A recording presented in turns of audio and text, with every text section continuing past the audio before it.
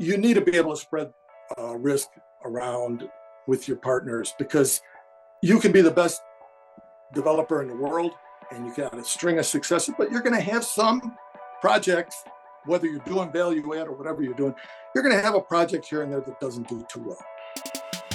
Welcome to Multifamily Insights. I'm your host, John Casman, and I want to thank you for joining us for another great episode. Listen, if you're enjoying the show, do me a little favor and leave us that rating and review. We want to get some honest feedback from you on anything we can do to make the show work harder for your investing goals, but also here's some tips and feedback on what you love about the show. And listen, if you haven't done so already, make sure you hit that subscribe button so you don't miss an episode. We've got a great show today. We're going to be talking to Roger Luri. They say you're the average of the 5 people you spend the most time with. So if you want to grow as a multifamily investor, you have to spend more time with other multifamily investors. And an easy way to do that is to join our apartment investing mastermind group today. Just go to casmancapital.com and click on the mastermind button. Now, as a part of this group, you'll get access to expert trainings, group coaching calls, industry news and updates, as well as all of our webinars and workshops, including our 3-hour workshop on raising capital. Again, if you want to be around other multifamily investors that can help you scale your portfolio today and grow your network, make sure you're a part of the Apartment Investing Mastermind. Just go to casmancapital.com and click on the mastermind button today. Now, Roger Luri is a builder and developer of over $30 million in residential and mixed-use properties in Chicago. Now, his companies have specialized in development, general contracting, architectural design, and brokerage. He is also the author of Don't Buy Multifamily, Build It, and the book is available on Amazon and all booksellers. Let's welcome to the show, Roger Luri. Hi, how you doing, John? Roger, it's great to see you and great to have you on the show. I went over your bio at a very high level. Why don't you take 2 minutes and fill in some of those gaps? Okay. Yeah, I'm in Chicago, and I've lived in Chicago my whole life. And so I've been a builder, developer, broker, and I've done a lot of rehabs, but I kind of specialize in new construction, and that's what the book is all about, is developing new construction multifamily projects. I love it. I love it. So, Roger, the book is Don't Buy Multifamily, Build It. You know, most of our listeners are, interested in value add investments, buying an existing property, running the numbers, putting together a value add strategy where they're going to maybe do some renovations, fix up the kitchens, the bathrooms, the flooring, drive up rent and make their profits that way. You're a proponent of ground up development. Why is that? Well, having done a lot of rehabs, and as I'm sure your listeners know, when you buy an older building, all building components have like a limited lifespan, right? So it's just from when the building is brand new, it's just a matter of time when certain things start to wear out. And even when you rehab a building, you've got things still that are going to be wearing out in the years to come. And so it's a constant process of updating and putting money into it.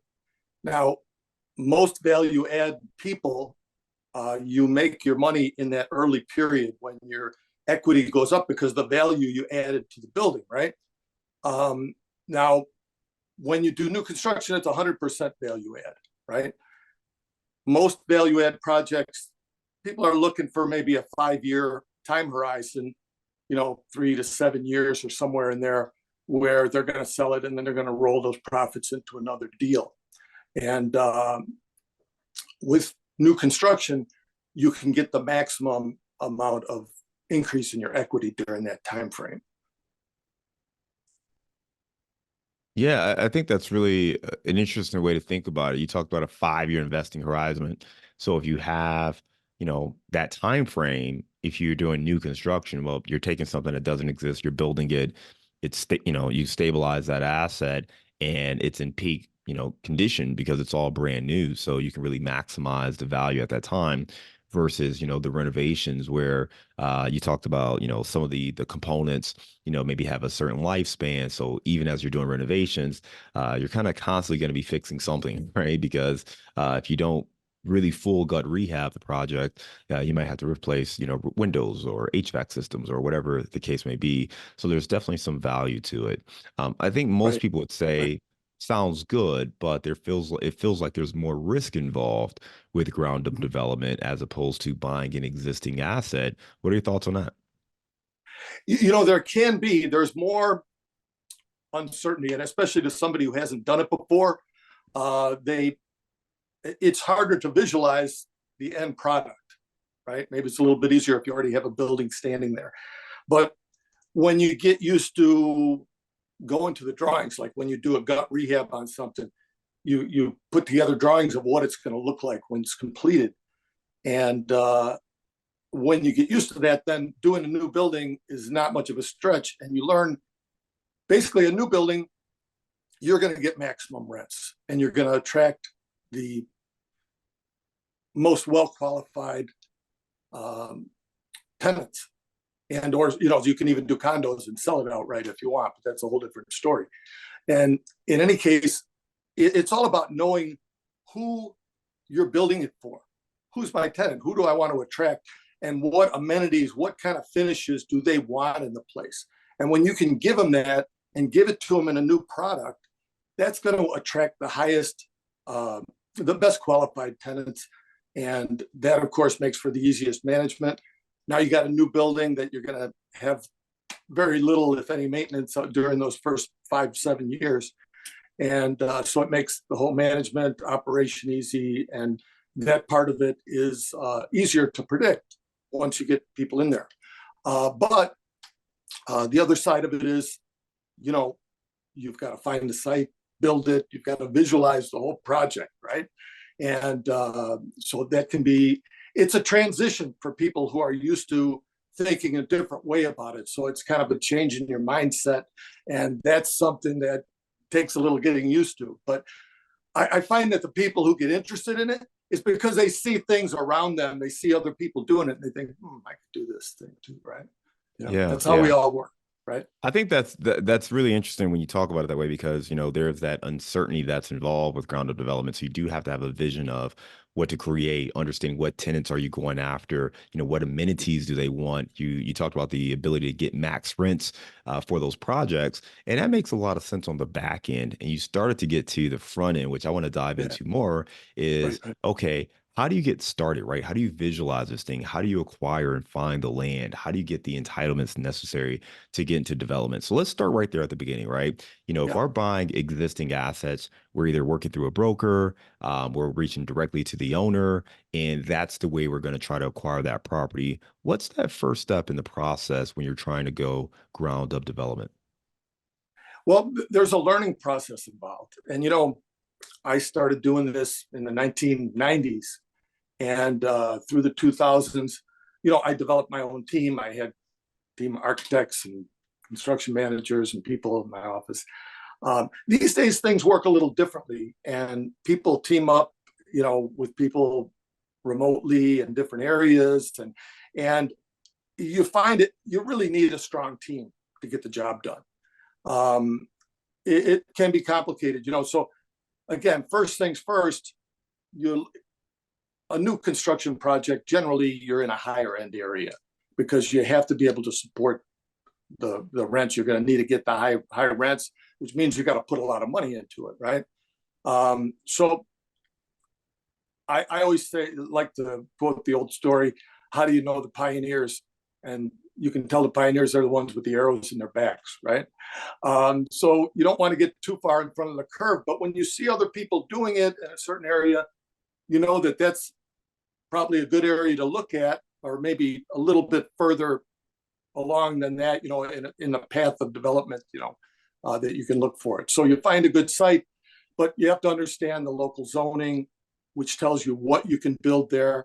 And you need some kind of architectural expertise to look at that with you, or you need to have it to be able to tell, well, okay, what kind of building can I build here? What are the units going to be like? And you got to be able to start to visualize that before you even purchase the site, right? Because you got to know that's the only thing that's going to tell you what that site is worth. And then, of course, you have to know how to crunch all these numbers. And the numbers are a little bit different than when you're talking about buying an existing building. You buy an existing building, it's got cash flow, you look at that cash flow and you extrapolate from there. With new construction, it's more of an equity play, because when you build that, you've got that value add that you're putting in there. And that means that that building, when you finish it, if you did it the way you planned, it's going to be worth more than your cost going into it. And that's where you get that big bump in your value, just like a value add deal, same thing. Now you get it leased up and stabilized, and you've got, your cash flow from there. But you have to really look at the equity side carefully and know what you can expect that place to be worth. So you got your loan to cost, and then you got your loan to value. What's the value going to be when you finish? Right. Yeah, Roger, you just talked about a couple of things, right? So one, understanding the zoning, what's the vision? What kind of units can you build there? What size? Like, what is the area looking for? You also talked about the numbers, right? And the analysis. You're not going to go buy a property looking at the income, looking at the expenses and the NOI, putting a cap rate to it, and there you go with your value. In this case, you really have to focus on the upside, the equity, what is that stabilized value? So it's a different process of evaluating the deal. Let's stick there, and then I want to go back to that first step again. But when you are looking to build, and for someone who's looking to get into this space, how do you evaluate the value, right? Are you just looking at comps of existing properties, or how are you determining what that stabilized value of the property is? Well, like anything, the better your comps, the better idea you have of what that place is going to be worth when you finish it, and the better that your vision, closer your vision can be to what you're going to get. But you really got to know how to crunch the numbers, and I go over that quite a bit in my book. And then I actually included a little video with that where you can kind of walk you through it, because looking at the equity numbers can be, a little more challenging for people. It's something different, a different way of looking at the numbers. But in any case, again, the better your comps are, and that's why I say you want to be in an area where if somebody else is already doing it, you have something to go on. And if you're the only one doing it over there, you don't have much to go on. And of course, your lender is going to be concerned then too. They're going to say, well, hey, what else do we look at here? How do we justify giving you this loan when you got no comps here, right? So Roger, to that point, are you trusting what the lender has? Are you pulling your own comps? Are you getting a study that's ordered? Like, how are you pulling those figures? How do I do it? I'm out there. Or how do most people do it? Yeah. Yeah. I've been a broker here for 30 years, so I know the markets and what's going on everywhere. And so I'm looking at off-market things. I'm looking for things that aren't on the market. I'm trying to get in front of it and find deals because it's very competitive here in Chicago, and you need one of the biggest tools for me being a broker. I have the whole MLS and all those tools at my disposal. And nowadays it's a little easier because they have all the tax things all incorporated in there in one platform. I used to have to go to 5 different places or go down to City Hall to try and dig out the stuff to find what the information was, right? But it's a little more readily available now, especially to professionals in the business. That's why I say, you need to get some partners working with you who can get the job done. And one of the biggest things is being able to crunch those numbers and look at them different ways and really get a good handle on how those numbers are going to work for your deal. Right? Yeah. Yep. Makes sense there. Roger, let's talk about the kind of that acquisition process, right? So just walk us through the steps. You talked a little about zoning and other things like that, but walk us through kind of the major steps when you're doing new development. That's a great question. I just was talking to one of the readers of my book. He's out in San Francisco, and he's got a site he's looking at, and he's wanting to put it together, but you've got to kind of do it sequentially, right? So here you got a site, and you first of all, you got to get it under contract, right? So that you can have something, you got a little hold on it, right? So generally, when you put something under contract, you've got a due diligence period where your money's not at risk yet. Well, before you even make an offer on something, you have to crunch a lot of rough numbers, to have a pretty good idea, that's how you're going to decide what you're willing to pay for, right? So now you make an offer, and now you have your due diligence period to go through everything, and you have to be able to go through and really hone in on your construction costs and all your numbers to see what you can expect to get for it. Really go through those comps, go through those construction costs, and so you've got to crunch a lot of numbers, and you may decide that, hey, this deal doesn't make much sense, or maybe if you can't get the agreement you want on the price, then you're going to walk away from it. And I used to say in the old days, before everything was on a computer, I used to say I had file cabinets in the office full of files that never went anywhere, where we did a bunch of work on it and worked on it for months sometimes, and then didn't go anywhere, right? Which is most deals, as you know, same thing, you know how it works, right? I don't have to tell you. But you got to put that work into it, right? You got to put that work into it. And it's, digging through to find that needle in the haystack, or diamond in the rough, as you might say, right? Yeah. So Roger, you talked about first finding that property, right? Finding the land, finding the opportunity, crunching the numbers to make sure this thing is actually going to pencil out. Once you kind of get to that point and it passes that test, what's the next step in the process? Well, now you got it under contract, and you get to the point where, okay, I'm doing this, and now you got to put up some hard money. Your earnest money goes hard, and then from there, you're going to pay, some money to the architect, and you're going to start coming out of pocket for your pre-development costs, right? And your architectural plans have to get to a certain point, and you're basically moving forward. If there's zoning work that needs to be done, it can be more complicated, because if you're using the existing zoning, it's per right, that it already exists, then it moves faster. But if you have to go and get some kind of a zoning change or something like that, it's a long process. That can be another 6 months here in Chicago, or who knows? You're opening a can of worms then.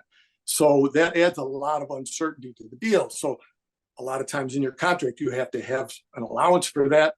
But a lot of times sellers these days won't give you that. They won't let you stretch your due diligence out till you find out. They want some hard money, a hard contract. And people are stepping up even today and flopping down crazy amounts of cash. So you just walk away from the deal, let them have it, if they're willing to pay that much for it, and put that at risk. Unless, if you're going to be the guy to do that, you got to be very sure of what you're doing, because otherwise you're paying a lot more than something is worth. From the time you've identified the property and got it under contract to the time you can start putting residents in and get your certificate of occupancy, how long does that take? I know it's obviously going to vary on project, but generally speaking, how much time are you factoring in between getting it under contract to starting to fill up the property up? Sometimes we build even spec homes here in Chicago. Some home market, they sell right away in certain neighborhoods. So on something like that, you already got the zoning, you go into it, get it under contract, you can do the plans pretty quickly, and the architect here, they can do this thing called a self-cert, where you can get your permit pretty quickly.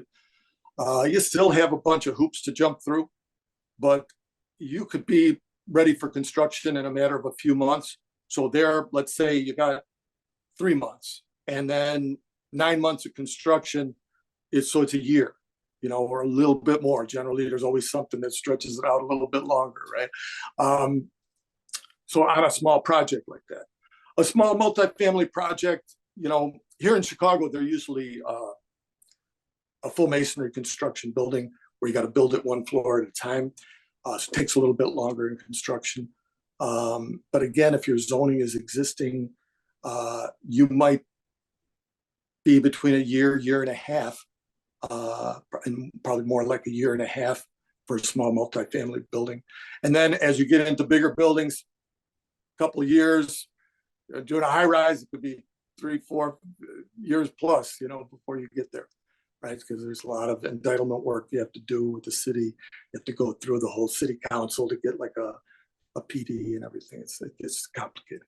So, Talk to me more about that, right? Because you're in Chicago, and Chicago is notoriously known for being a very challenging city to do business in, specifically yeah.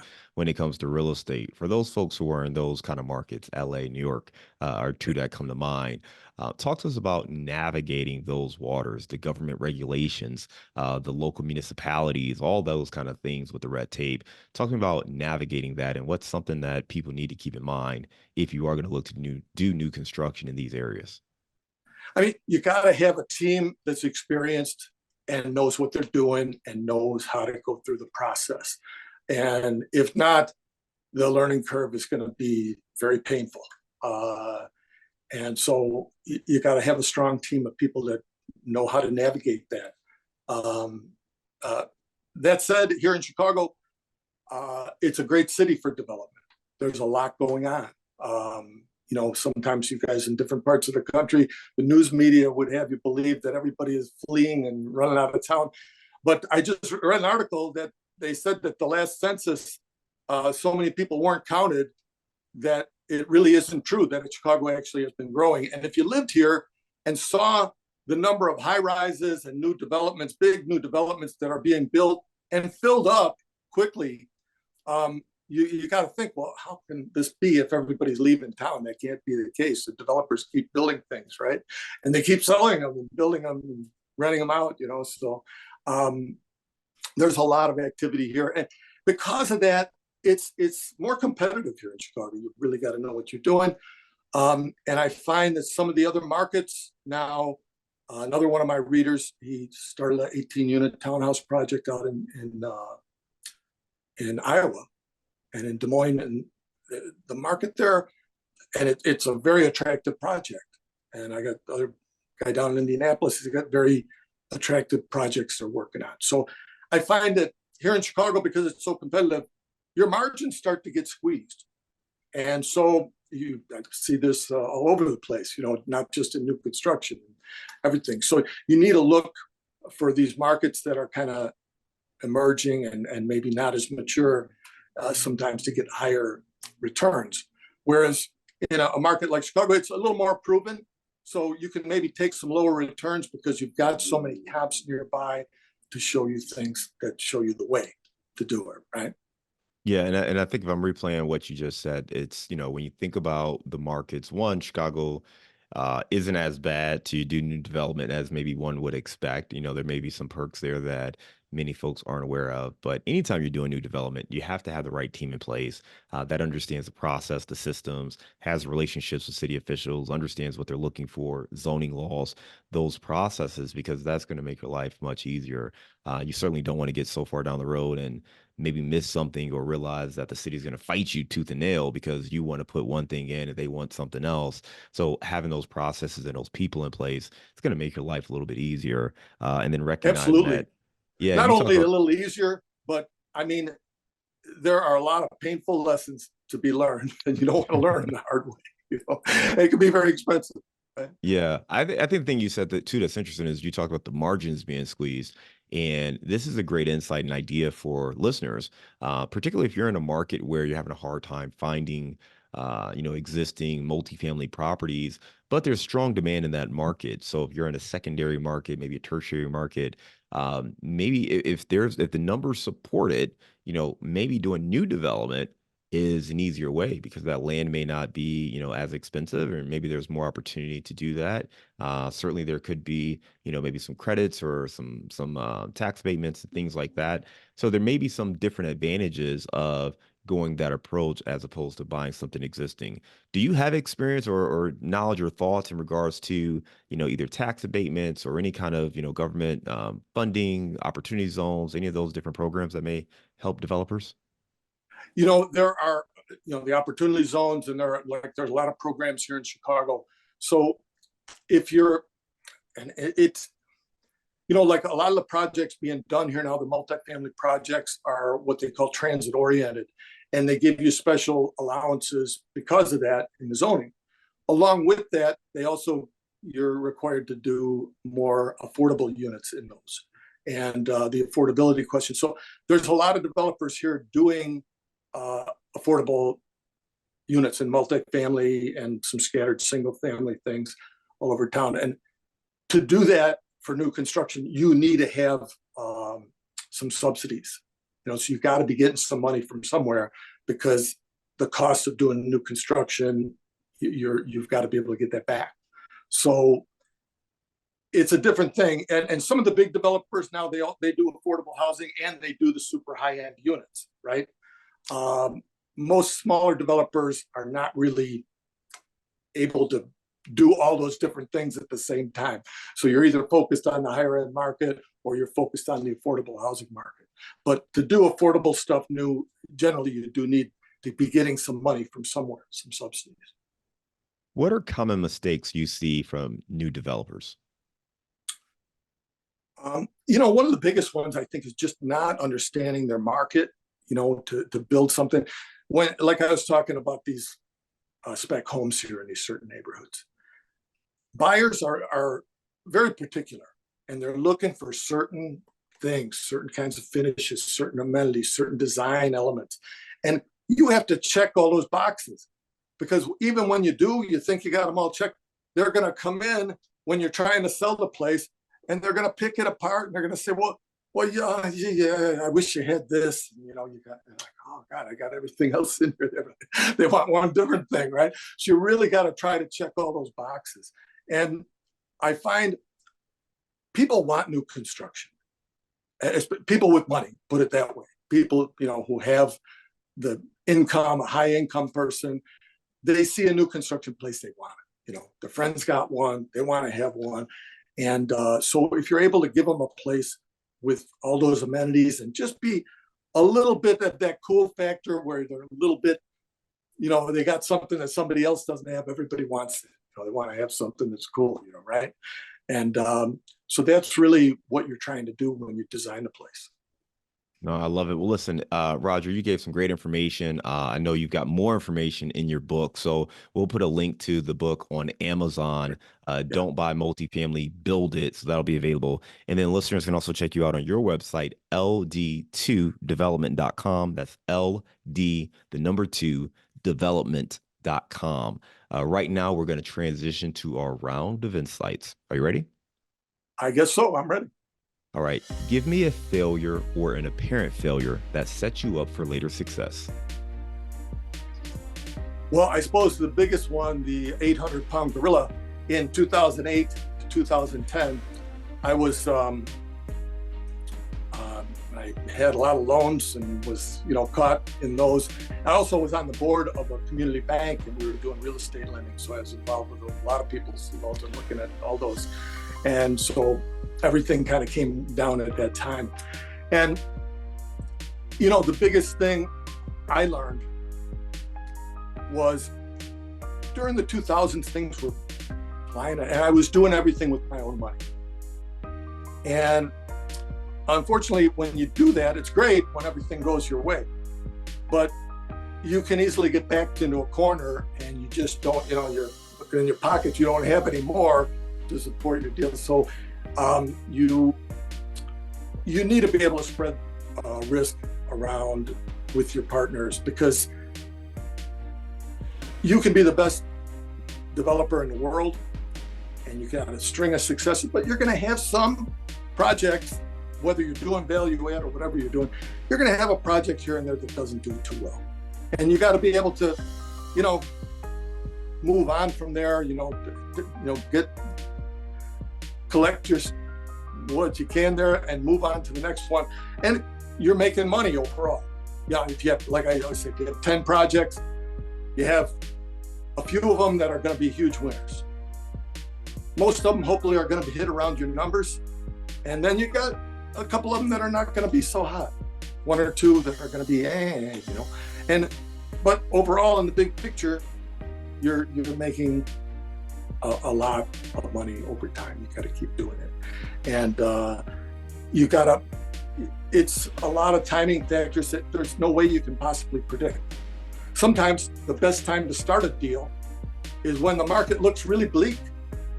And by the time that deal comes on market, boom, it moved up and you got a good market there.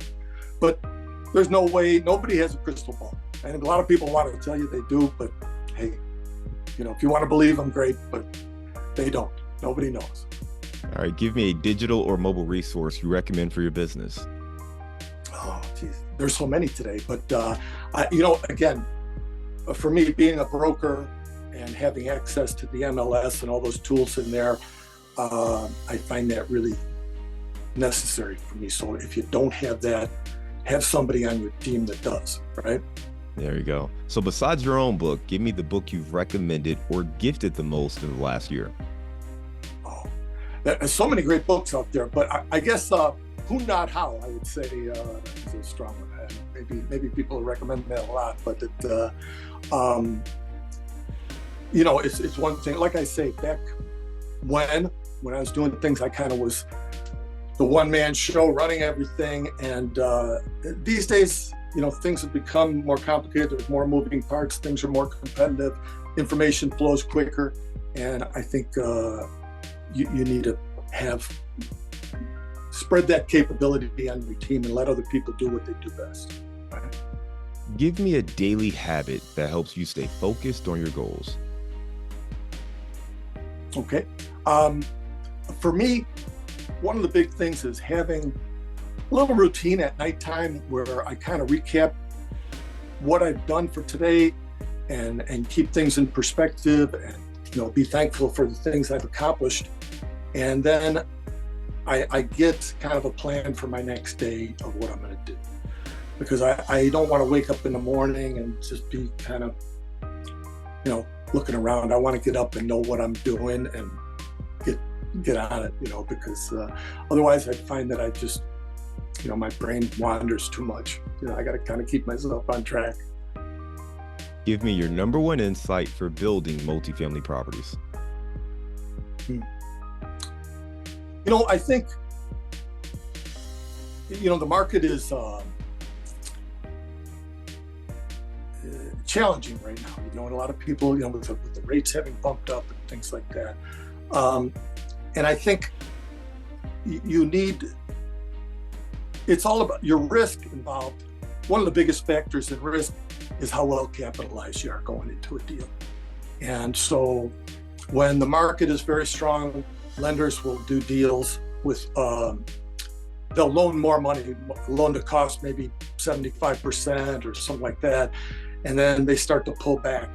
But I find if you're able to structure a good deal with a lower loan to cost,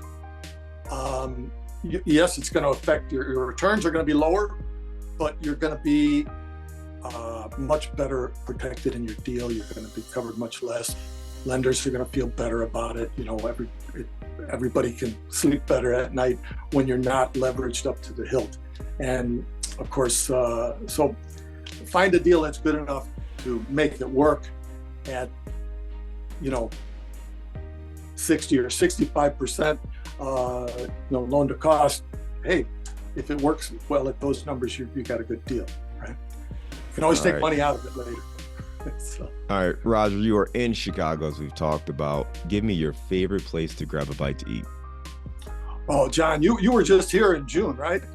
Is that I the was last there. time I'll be there very soon. I was there. I was there more recently, but yes. Oh, okay. All right. Yeah, I met John at the multifamily summit here Midwest in Chicago. Summit, yeah. Put together, right? And in any case, there are so many restaurants here. That's why I was saying that. And Chicago is known for so many great ethnic restaurants and things like that. But I guess, of course, everybody comes to Chicago. They want to have Chicago pizza, which my favorite one for that is Pizzeria Uno and Due, which have been around forever. That people don't talk about too much these days. But so if you want Chicago pizza, that'd be a good way to go. But there's so many other choices here for Thai food and every kind of ethnic food you could imagine. So no shortage of that in Chicago. No, I love it. I love it. Well, listen, great information. I appreciate you breaking down kind of that process of, why you focus on building multifamily as opposed to acquiring existing assets and understanding what it takes to do that, right? One, having the right team around you. Make sure you've got people who understand the jurisdictions, the city officials, and just navigating that process and what they're looking for. Making sure that you have time to do your due diligence, knowing that, yes, a seller is going to want you to go with hard money, but you want to make sure you got time to analyze the market, understand your numbers, and making sure that those numbers are really solid before you have any money that really goes hard before pre-development costs start to kick in. And then lastly, make sure you understand who you're building this property for. Who are your tenants? What are they looking for? What amenities do they want? Make sure that's a part of your plan. Putting all that together, you set yourself up very nicely to be a successful multifamily developer. Again, if you want to check out Roger's book, Don't Buy Multifamily, Build It, you can go on Amazon. We also have a link to it in our show notes.